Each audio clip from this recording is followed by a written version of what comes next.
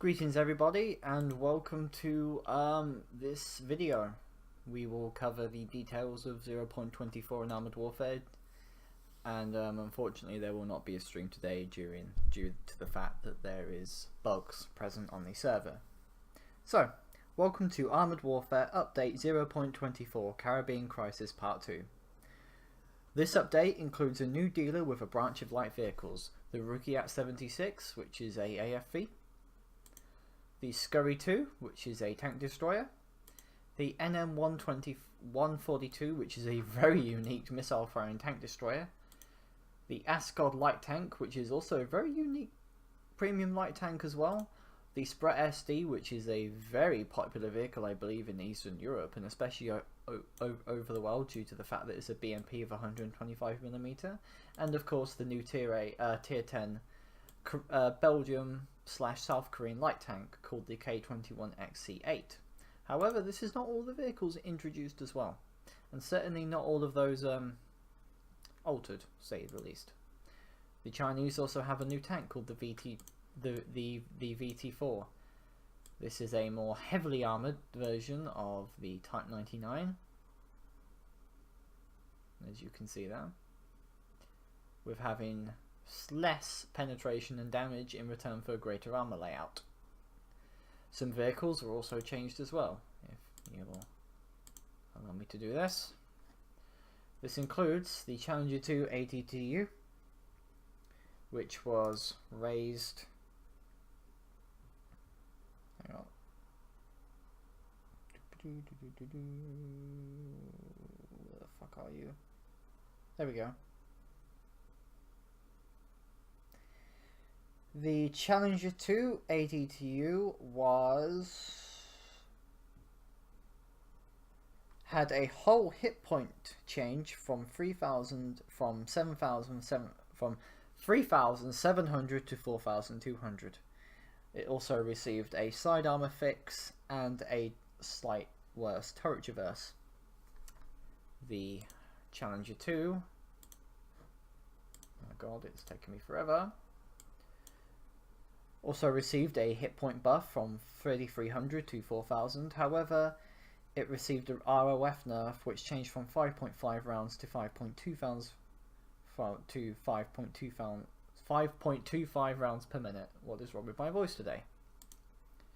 The Challenger 1 Falcon had a hit point change from 3,000 to 3,200, and the Challenger 1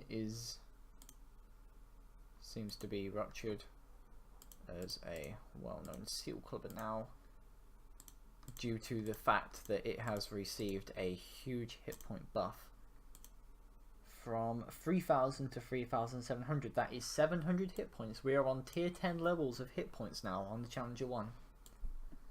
That is of course a great many.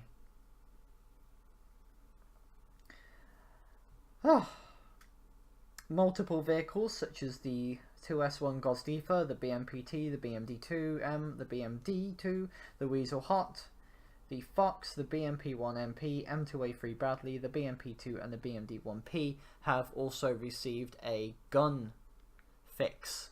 This is primarily due to the number of penetrations that hit the gun and thus only counted as space armor, dealing no damage, which I'm sure would have been a very frustrating impact to many of us, especially PvE players, due to the abundance of Bradleys over there. The following items will also be available. A new dealer. This dude.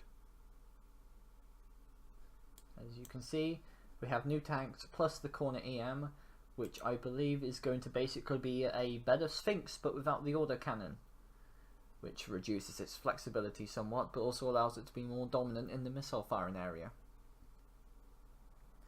There is also 3 new base colours available in the game. I would like to show you to these very quickly. Let us choose the NM24.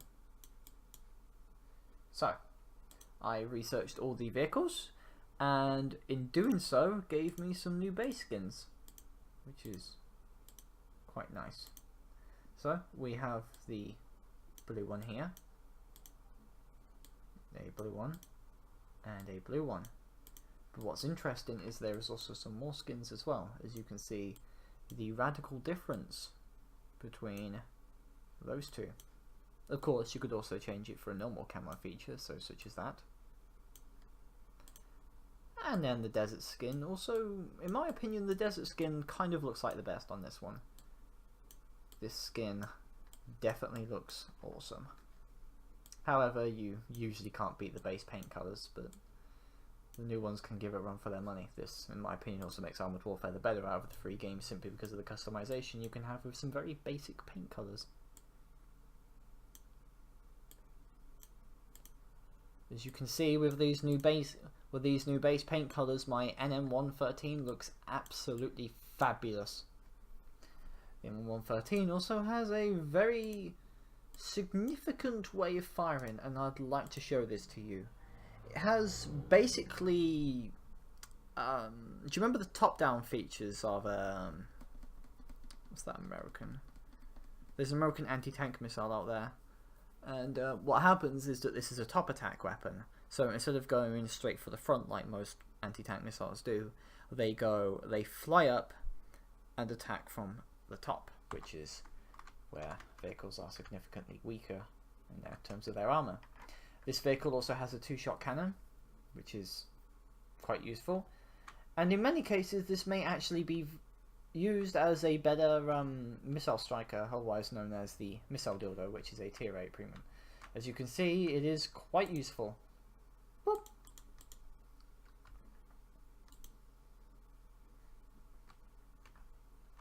However, the missiles, I believe, don't really have any bonus damage, so most of the time it is a guaranteed 400 to 500 damage, which makes these missiles far more effective versus high tiers than low tiers, as you will see the difference in damage when I reload the next missiles. As you can see, that Bradley was dealt almost 1,000 hit points in damage. Sheridan was dealt almost 1,000 hit points in damage. However, using the standard missiles, if you will observe, I can 2-shot the Bradley. This means that it is probably the best idea to take both of the missiles in the same configuration, giving you a much more flexible loadout. AKA, if there's a low tier coming at you, you can one-shot that lower tier basically. Well, if it has 962 hit points, but you get the gist of it. Whereas if there's a high tier vehicle, such as there's a T90MS coming at me, to which while his lower plate armor may be weak, but it's a very fast moving tank, instead I should switch to the top-down missiles and do a combined 1,000 damage to him, which, while it may take a much longer time to kill him, it is still damage, and that may save my skin. Results vary where you will. So, let me have a look at the rest. PvE changes were also made as well. To address the AI missile damage output, the AI team composition was adjusted to include fewer vehicles that rely heavily on guided missiles. This is presumably vehicles such as the swing fires and the what else do they use? We have to think now. Jesus. Such as the swing fires. Are swing fires the only missile used vehicles? I mean, you don't see the AI using any AGDS around, which would be frankly hilarious, but also ridiculously overpowered, because can you imagine 4 of those motherfuckers firing at you? So yeah, presumably this is less vehicles that rely heavily on guided missiles, so presumably this is vehicles such as the Swingfire, the Terminator series, Sabres. You get it. You get the gist of it. The AI module damage dealing and targeting in order to eliminate the cases where the AI keeps your modules permanently destroyed. This also applies to non-missiles as well. So presumably this occurs to changes in which the gun is damaged. I'm sure this will happen on many Challenger and Type 99 users. The tracks keep being destroyed because most of the time that's where the AI thinks it can do damage, but it can't. And the wonderful turret ring, which I'm sure many of us in both Global Ops and PvE will be very delighted to hear that. In other news, AFK and inactive players will no longer receive the base payment for battle participation, which would normally prevent them from losing credits in the battle. The improved spore liner retrofit now reduces internal module damage by 25% for the version 1 model or 50% for the version 2 model. Crew saving throws work. In the case of a successful saving throw, the crew will now take 15% damage instead of the damage being completely negated. This means that Mr. Commander in the Weasel or the VBL Ingwe will no longer ignore the 152mm high explosive dustbin shell that's just been fired in his direction and has magically disappeared. Instead, he will now receive a light sprain to the groin.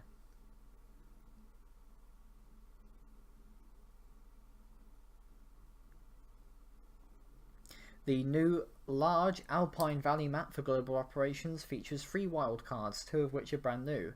This is helicopters which fly around while spotting and firing at the enemy, artillery shelling the opposing forces at long distances, and airstrikes by bomber jets. And of course, this is also the last mission of the Caribbean Crisis story arc, which is... doesn't actually say what it is. Thank you.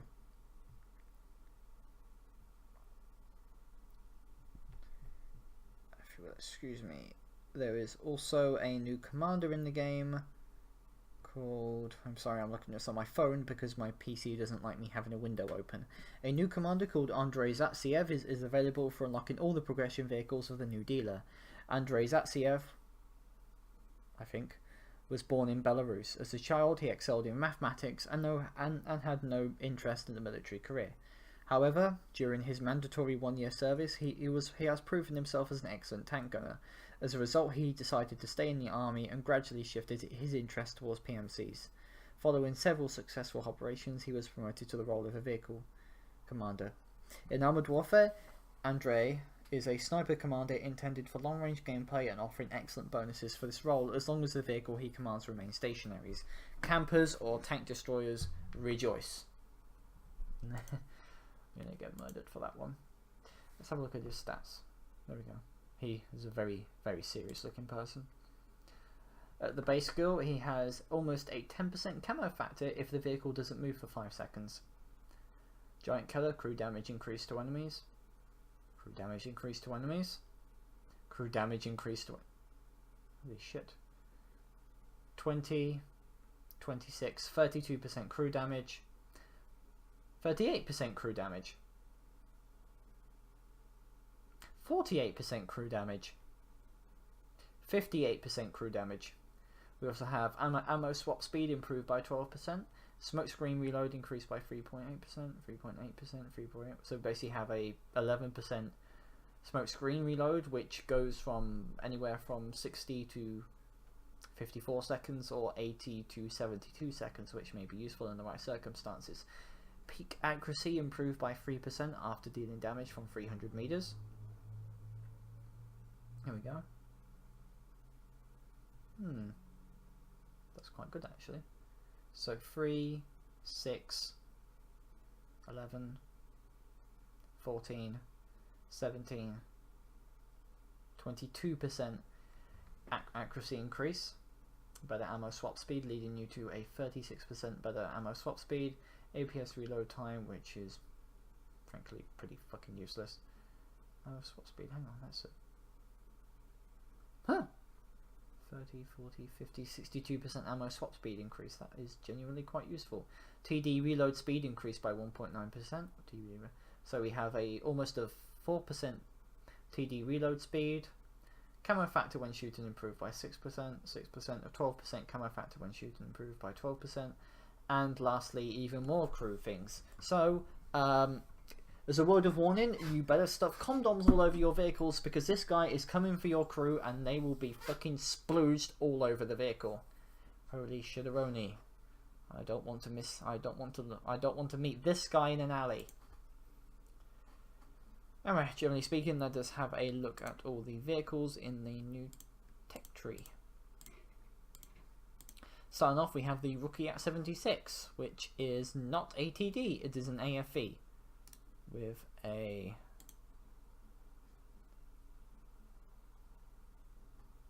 76mm gun doing 284 to 347 damage, a penetration of 290, your average speed, alright deviation, an aim time of 2 and a reload time of 6 seconds, which counts towards one of the faster firing guns of tier 5. However, 6 seconds will not save it. However, I do believe with the high explosive rounds you should be able to shit all over an ERC-90, even though the ERC-90 has a bigger gun.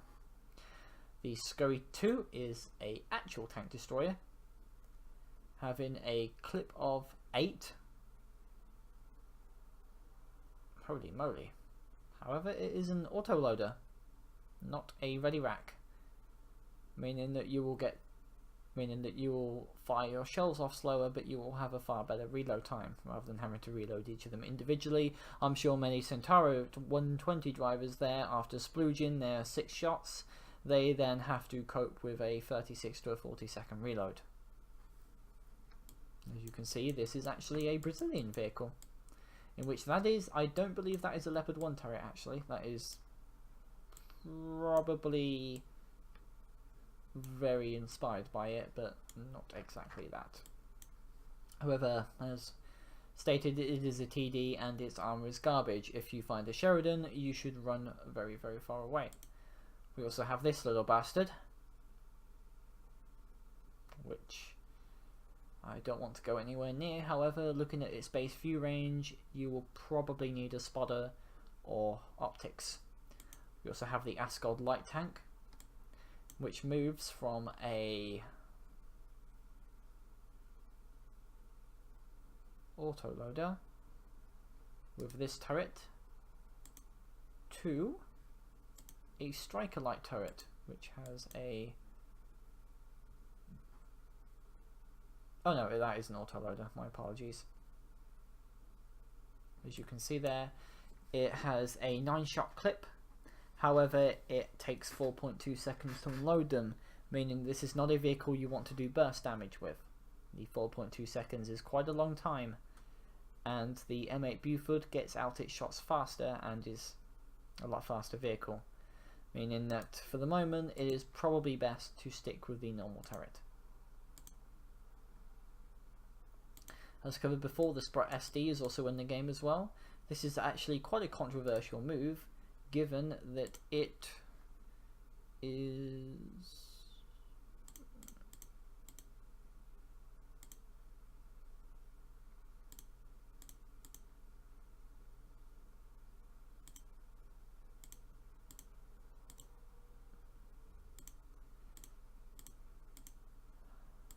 I think the game has screwed up somewhere here. Okay, I actually wanted a size comparison and the game won't give me one. Okay, thank you game. As you can see here, it has a 125mm gun with 640 AP and 680 pen. As compared to the M8 Buford, it has a longer reload time but also a significantly higher damage and penetration. The M8 Buford also has more armor, and this thing will very likely get sodomized by heat rounds and high explosives as well. However, it has far better camouflage and better aim time and deviation, but a slightly worse turret traverse, as well as compared to the Dragon, which I can never find it. The Dragon has the highest DPM out of all of them and the second fastest reload, but the Sprott SD is also significantly smaller and has the best camouflage out of all of them, meaning this thing should potentially be quite sneaky. However, as you can see, it is also the smallest out of the three.